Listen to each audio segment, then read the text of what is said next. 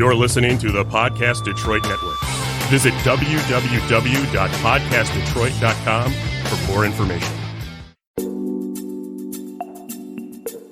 Welcome to Smart Sex, Smart Love, where talking about sex goes beyond the taboos and talking about love goes beyond the honeymoon. I'm Dr. Joe Court. Thanks for tuning in. Hello, and welcome back to Smart Sex, Smart Love, where talking about relationships goes beyond the honeymoon. Today, I'm joined by Hayden Dawes, LCSW, LCAS, to talk about racism, self-compassion, and radical permission. Hayden describes himself as a compassion warrior, social worker, mental health and intersectionality therapist, and speaker. His research examines the psychosocial challenges impacting people of color and LGBTQIA plus individuals. He is seeking advanced methods to intervene on providers' implicit and explicit biases. He's also working on his PhD. Hayden believes radical permission is a powerful practice that is life-changing. We have to see that race operates and permeates through many of our social systems, and it often leaves Black people at a disadvantage, and it advantages whiteness and European norms. So let's discuss why self-compassion is important for all of us to sustain this work. Welcome, Hayden. Welcome. I'm so glad to be here, Joe. I'm so excited to be here. I'm excited. For that lovely welcome. Thank you. And it's exciting to have you here because you speak so well about this. And for those that wouldn't know this, I did a presentation where you live. Where is that again? I live in Greensboro, North Carolina. Oh, and that's where I was, right. And I did a presentation on LGBTQ issues, and you were in the audience. This is like, what, 2 years ago, 3 years ago? Actually, it was in Raleigh, but that was a few years ago, Joe, and it was really lovely. And I just came up to you, and I think at the time I had your books with me, and I was like, you're going to sign these, and we're going to take this selfie right here, and we're going to have a great gay old time. Yeah, we should definitely put that on the website because that was very nice. You know, for me, you're like the younger generation, newer, up and coming, and the people that have read my work are usually my age. They're middle age, 10 years earlier and 10 years older or more. And so for you to have come up to me, it made my day. It was like, wow, younger people are reading my work and like my work. Well, Joe, meeting you is like meeting one of my heroes. Your work has been really impactful early on, even before I sort of joined the profession of social work and being a mental health therapist. So it was another life-changing kind of full circle moment for me. Thank you. Thank you so much. And now it's mine with you. And now you're going to teach me things. And I love it. And that's what I want to know. And that's why then we had you come to Modern Sex Therapy Institutes and help me with the LGBTQ presentations, which I hope you'll do again sometime. Not to obligate you on my podcast, but actually, I'm already on the schedule, Joe. I think we're doing it again sometime. Oh, good. Next year. I love it. I'm so pleased. It makes me so happy to have you included. So let's talk about your work. I've heard you say this, and I'm glad you're bringing this up about the whole idea of the racism and how it leads Black people at a disadvantage and advantages whiteness and European norms. Can you just break that down? Yeah, I could definitely break that down for you. So many of us lived through the summer racial reckoning with the murders of George Floyd, Breonna Taylor, Ahmaud Arbery. And as in addition to understanding COVID-19 and its disproportionate impact on communities of color, and particularly Black, Indigenous, and Latinx folks. And so we can see that there is something within our society on a structural level that really places a lot of the burden on Black and brown bodies. And yet we see that, white folks don't experience the same sort of challenges in navigating their life. And so there's something within our structures and our social systems. In addition, there's something that happens interpersonally, cross-racially.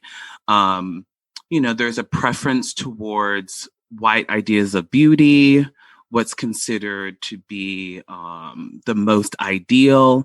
So anti-Blackness is something that's rampant. And I even see it within myself of understanding my ideas of favorability, my own internalized racism. So those are other sort of elements that I think it's really important for us to really look a lot more clear-eyed about it. And some people, what do you think about this? I feel like I have to say this. Some people don't agree with this. They think, no, it's not like it used to be. And Black people and brown people and all people of color have different opportunities and they haven't caught up with the times. And I mean, and then there's Candace Owens. I mean, maybe that's a whole other podcast. I mean, sometimes her arguments sound so convincing. You know who she is, right? Yes. Yes. What do you think about all that? Like, how do you, because I don't agree with a lot of that.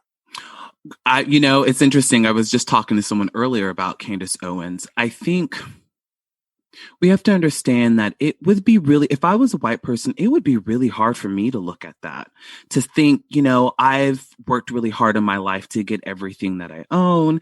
And now you're telling me that my whiteness is a piece of property that allows me to navigate the world easier than anybody else. I don't want to hear that. And so I think some folks like Candace Owens honestly gives people cover to espouse certain beliefs that the boot just sort of plowing through with your own bootstraps is going to be enough, and that there's not other forces that are really impacting our ability to live with as much well-being as possible. So that's what I make about that. I am not in the camp of necessarily saying someone that they're racist, because I don't think it's going to make them be any not racist or anti-racist. It's the same way when I used to do addiction treatment. I don't use the language of calling people an alcoholic or an addict, because it's shaming, it's pathologizing. And I don't think it necessarily appropriately externalizes what the root issue is. And the root issue is these are systemic issues, and we're all swimming in this swamp together. So if you don't mind breaking that down, someone's going to hear systemic issues. They're like, what are you saying? What is it? What? Can you be more specific? Yeah, thanks for asking. What it means is when we look at education outcomes, when we look at employment outcomes, when we look at health outcomes, when you look along the lines of racial groups, and we have to understand that there is nothing, we are all human beings, and biologically we are closer, genetically we're closer with someone that of a different race than necessarily someone within our race. So race is a social construct. Okay. And yet it has teeth to it, and it has power to it. There's the ways in which our legal system and the ways in which people were codified to be in certain races that allows us to be in these social systems where certain people live in certain places and other people live in other places. So that's what I mean by the system. This is something that is constructed by both social, cultural norms, the ways in which we operate. When people use coded language like that's not a safe neighborhood, what are you really saying? Are you saying that it's predominantly Black? If there's lack of opportunities in certain places, that was constructed by people. We people create these norms that impact certain groups versus other groups, that reward other groups for just being who they are, and that really penalize other groups just by who they are, just by how much melanin they have in their skin. I'm just thinking I think about this periodically, but it's in my face right now. I grew up in Oak Park, Michigan, in the 70s, was Black, Arab, Chaldean Arab, and Jewish. And so, I mean, I wasn't raised with prejudice. I mean, we had prejudice in my family, but it was because my grandmother felt that way or my mother felt that way, but I didn't. We were in our schools. We were just raised that way. Anyways, we moved further north into a mostly white neighborhood just because that's where we moved to. It wasn't because of that.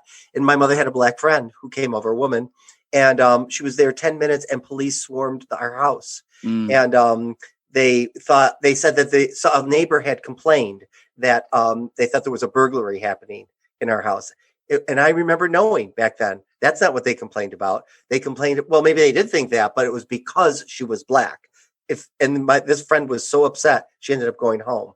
How do you speak to that with systemic racism like you're talking about? You know what I mean? Like, do you have language for that? Yeah, I think the language to get our hands around this is really difficult. I mean, that's racial stress and trauma. Yes. And we understand with minority stress theory and understanding that people that are in a social environment like that friend that you mentioned, imagine what toil she walks around with, always constantly being in fright of and being perceived as a threat, even if you don't view yourself as a threat. Mm-hmm. I mean, Joe, I've been in places, even going into my own therapy, and I've had white women grip their purses around me and be scared about what I might do to them. And then I'm locked. My body is locked up and it's frightened. And I don't know what to do with that all the time.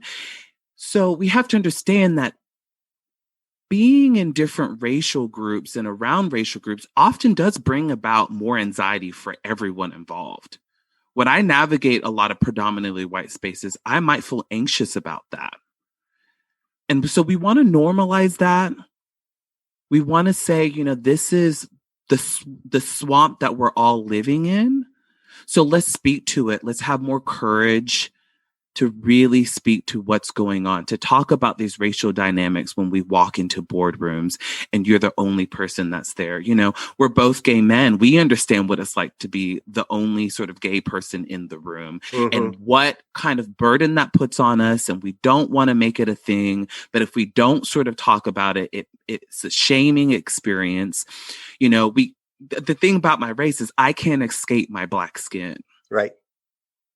Your mom's friend, she was just wanting to see her friend that moved across town. Yes.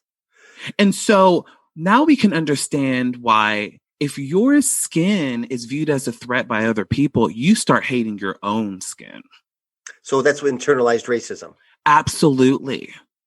You start hating your own cultural norms and values, and that's viewed as not being the right way to do things. Because in some ways in our capitalist American society, it's like you want to climb up the ladder of mobility just like anybody else, when your own sort of culture, your own norms is a liability in order to do that. That makes so much sense.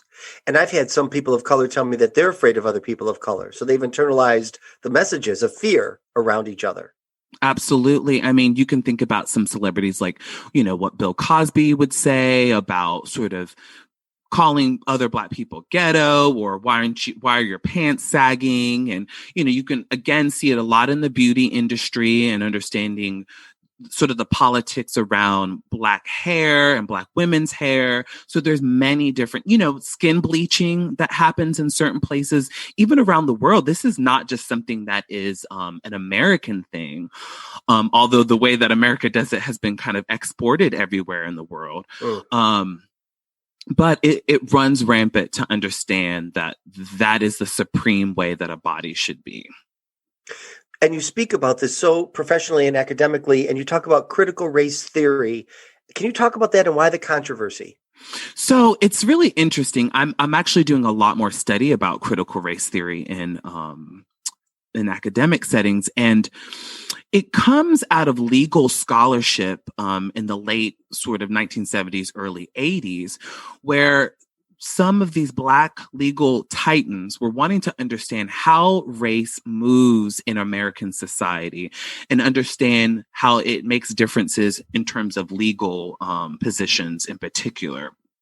And so this is one of the sort of major tenets to help inform diversity trainings that happen in our country. And so the Trump administration issued an executive order stating, no more trainings that have critical race theory involved, that have diversity training involved.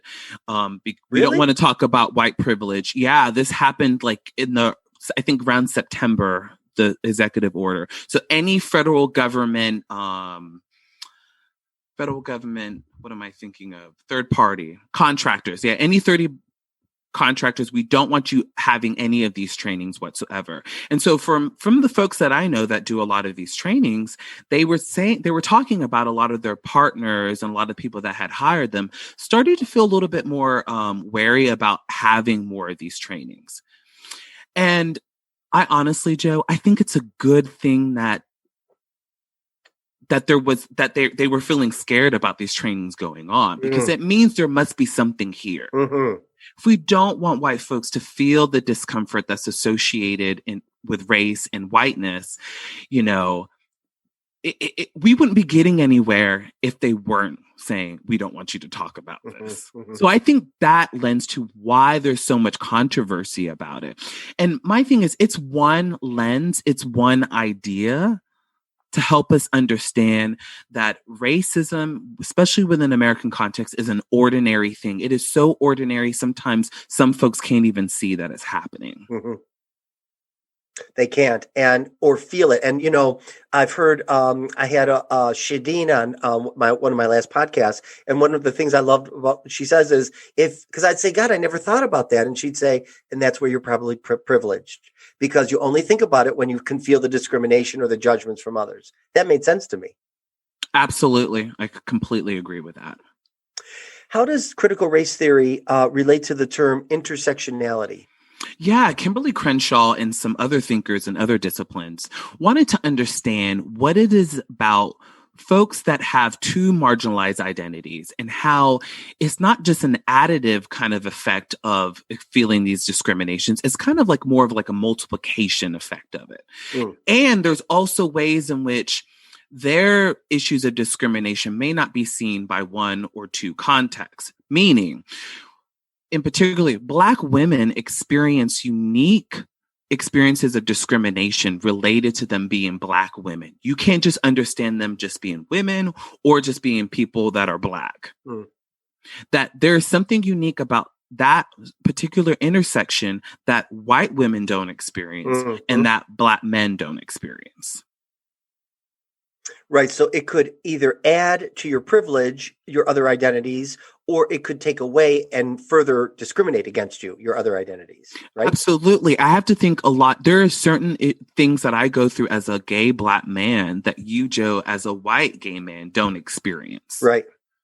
I don't think I ever really appreciated that. I'm just going to be honest, until it was pointed out and people of color started talking about it. And in the sex therapy, asect industry, we started to make room and should have always made room. It was really, it's an unfortunate thing that it's just begun the last few years, but talking about that kind of thing. Sure. Because I used to think I'm gay, I'm gay. Doesn't that take away? And it does. I have received much discrimination from that place, but I've also experienced lots of privilege from being white male and cisgender. I never understood all that.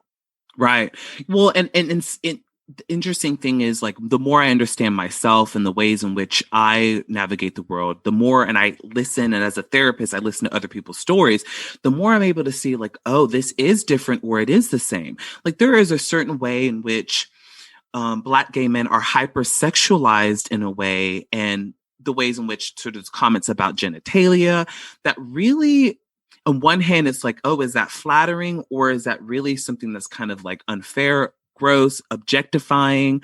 So there are really a lot of different layers to all of this. And that's what intersectionality helps with. It helps form one more lens to understand how these all interact within each other. Would you be willing to share a little more? You said that like you notice women clutching their purses, being Black. What other things have happened to you? Well, I'll go back to that same example, Joe. Like, I was on my way to see my therapist, who is a white woman, and I was like super excited to go in there. It was like, I'm generally someone that, like, I go into therapy, I don't really have a plan. I might have something in the back of my hand, but no, this day, like, I literally got a piece of paper out. Like, I was ready to process. Like, I was, a grade A client. Okay. Mm-hmm. And I went to my therapist's office and I was like looking through the door and I was like, oh, well, she's not there. And she's in a suite that's like 2 floors, but there's other offices of other disciplines along the hallway. And I look in, I'm like, why is her light dark? I'm like, that's odd. Well, I kind of like slid down the wall and like I get my phone out to send her an email. And this white woman walks down the hallway. She looks at me and she gives me that look that I interpret as, well, what are you doing here? She goes into this room. It's the bathroom. And I'm like, oh, that's strange. Mm-hmm. And so I send this email and I get an out of office reply. And it kind of says that my therapist is doing a training. I was like, oh, I must have had something off. Somehow I forgot that. So as I'm walking past the bathroom to leave, she opens the door, she looks at me, and she goes, oh my God. And I'm like, like feeling really constricted, and I shrink, and I'm like, oh, I'm sorry. It feels very kind of disempowering, emasculating, I might say. I go into the hallway, into the stairwell, and I just burst into tears. Yeah. And the tears are about what? So people can understand. The tears, That's a good question. 'Cause Fear, relief, just feeling so disempowered. I wasn't angry at the right then and there. I just Shame? Would it be shame? maybe. Yeah, a little bit. Like I just felt like I can't even put language to it. My shoulders felt shrunken in, like I wanted to crawl in a ball. So maybe it was a little bit of shame. I went into my car, called my partner. It's awful.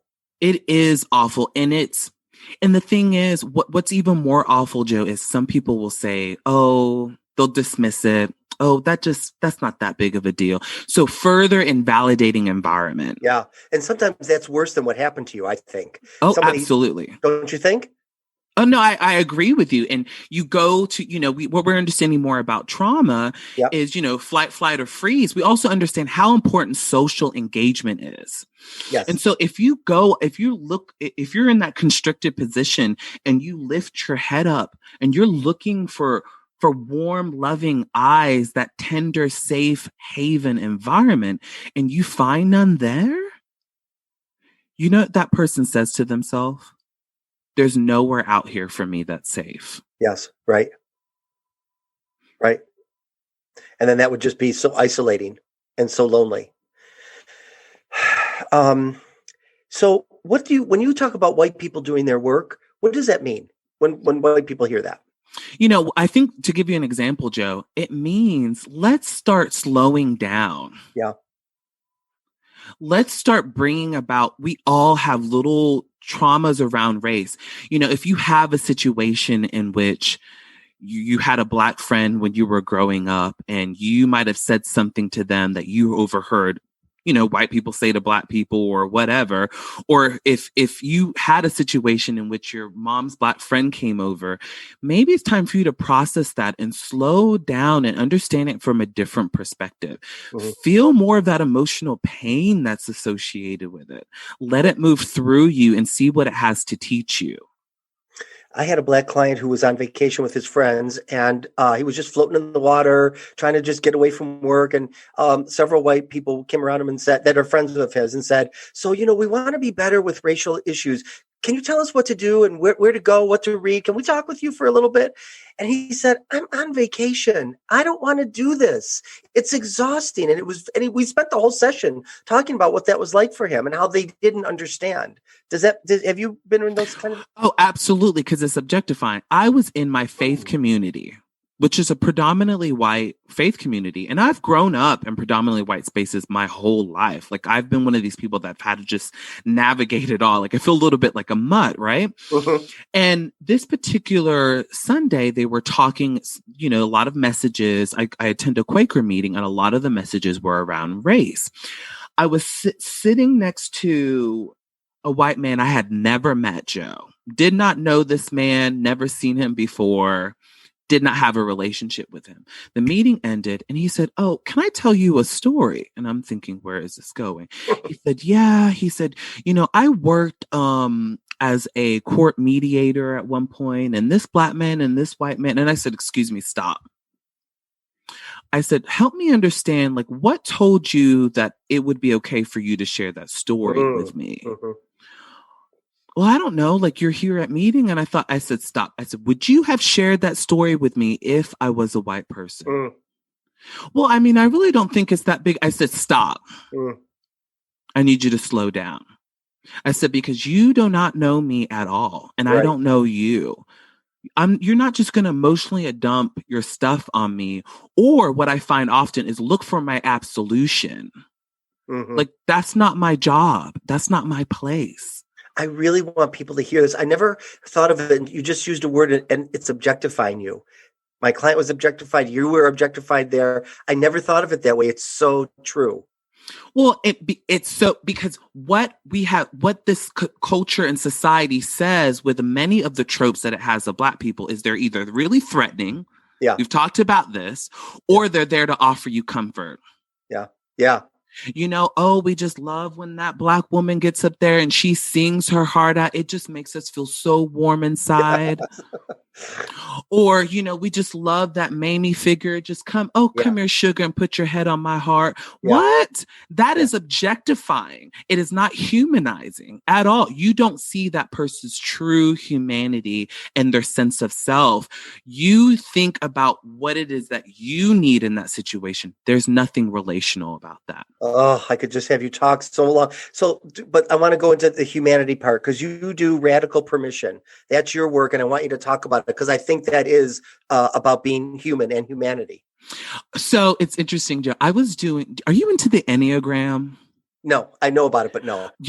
I really don't know. I shouldn't really talk about things I don't know, but here we are. Mm-hmm. I think I'm a type 2. And one of the things I was reading through it was like type 2s really need to start like slowing down, listening to their own needs, what's important to them. And that's so me. And so that's what radical permission is for me. Radical permission is a practice to offer yourself a permission slip. So today I will allow myself to rest. Today I'm going to give myself permission to have a hard conversation with my partner. It is that short little prompt with something else that you might need in order to move yourself forward in life. Move yourself forward in that moment. It could be something as simple as today I give myself permission to practice gratitude. Or it can be something as complicated as, today I give myself permission to notice when I am feeling angry inside and to allow myself to express my anger. So go ahead. Keep going. No, you go. So it's really like doing something for yourself that would be counter the nature or counter the direction you're going. Absolutely. And Joe, as a practicing clinician, clients often know what it is they need for themselves to feel better, to do better. And so sometimes it's like giving themselves that self-consent, do the counter direction of their norm, to have a disconforming experience from what they generally do. And so when they come in session, they're like looking for us to give them permission. And it's like, no, you got this, boo. I'm just here in your corner to support you. Mm-hmm. So when our parents, when we were younger, or our caretakers, whomever that might be, gave us permission slip, it feels empowering. So these little things, I'll put them in my pocket and it's like, this feels really good. Like I've got my own back right now. That is so nice. What I think you have a gift for is breaking down these concepts and talking about them in non-threatening ways, educational ways. And for me anyways, it invites my ears. It invites me to want to listen to you. And I think that's a gift and a talent that you have that a lot of people don't. And I hope that people continue to hear you. Is there anything else you want to say today before we wrap up that we didn't get to? Yeah, I think we talked about a lot, Joe, and I really appreciate that comment from, it's lovely to hear that from one of your sort of heroes and friend tours out there, friend plus mentor. So that's really lovely. I think the other thing is like how important self-compassion is to this work. How important self-compassion is to me. Recently I made a comment that was, probably not the best comment. And one of my social media followers kind of called me in about it. And I have to slow down and recognize that I'm someone that is willing to put their heart out there and make and take risks. So with that, I have to be more gentle to myself. And so I invite us all, especially, these white folks that are trying to do better around race, you are going to make mistakes. Over and over and over again. Yes. And I think one of the things that I think we should all sort of decolonize from ourselves is this idea of perfectionism. This idea of rugged independence that we have to have all the answers before we get anything started. Self-compassion slows us down and says, I'm doing the best that I can in this moment with what I have. And also, I think that's also a platform to build better relationship and better community, because that's ultimately, I think, what's needed in a lot of this work. And you're doing it. And that's the thing about you. You said it earlier. Your heart is in it. And that's probably what draws me to you. And you're my friend too. So I'm so glad you're here. How can people find you online? You talked about your social media. Yeah, so I'm active on Twitter at HC Dawes. I'm also active on Instagram, and I also have a website. You feel free to email me and we can have conversations. And this is the kind of thing that I love to do. And what's your website? It is hcdawes.com. I have a newsletter, so folks can also sign up for my newsletter, and you'll hear more about sort of the offerings that I have. Some of them are free for the public, or if I'm doing a training, you can often sign up for the training there as well. Thank you so much, Hayden, for being my guest today. I really appreciate it. And those of you listening, if you enjoyed this podcast, then please don't forget to rate it, review it, and subscribe. And you can follow me at Dr. Joe Court on Instagram and Twitter myself. And I'll see you next time. Stay safe. Thanks for listening to this episode of Smart Sex, Smart Love. I'm Dr. Joe Court, and you can find me on joecourt.com. That's JOEKORT.com. See you next time.